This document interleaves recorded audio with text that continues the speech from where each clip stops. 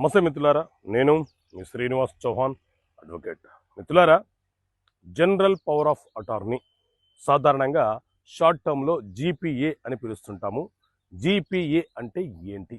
So మిత్రులారా, మన దేశంలో రిజిస్ట్రేషన్ యాక్ట్ 1908 అనే చట్టం ఉంది.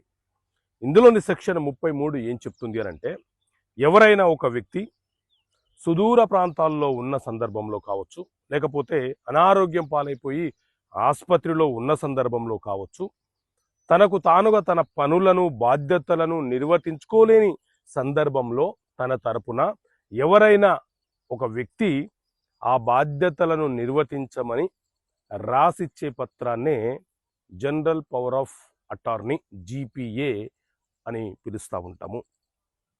భూమికి సంబంధించి అమ్మకాలు కొనుగోలు చేసే సందర్భంలో మనము జీపీఏ ఇస్తే ఆ డాక్యుమెంటు రిజిస్ట్రేషన్ కావాలి. కానీ మన తరపున ఎవరైనా ఒక వ్యక్తి ఒక సివిల్ కేసు ఫైల్ చేయాలనుకున్నప్పుడు ఆ జీపీఏ రిజిస్ట్రేషన్ కాకపోయినా చెల్లుబాటు అవుతుంది. అయితే ఎవరైనా ఒక వ్యక్తి జీపీఏ ఇస్తే అతను బ్రతికి ఉన్న అన్ని రోజులు మాత్రమే ఆ జీపీఏ అనేది చెల్లుబాటు అవుతుంది. జీపీఏ ఇచ్చిన వ్యక్తి మరణిస్తే ఆ తర్వాత ఆ జీపీఏ డాక్యుమెంటు చెల్లుబాటు కాదు, అది మనుగడలో ఉండదు. ఎందుకంటే ఎవరైతే బాధ్యతలను బదిలీ చేశారో ఆ వ్యక్తి మరణించాడు కాబట్టి. Okay friends, thank you. జై హింద్.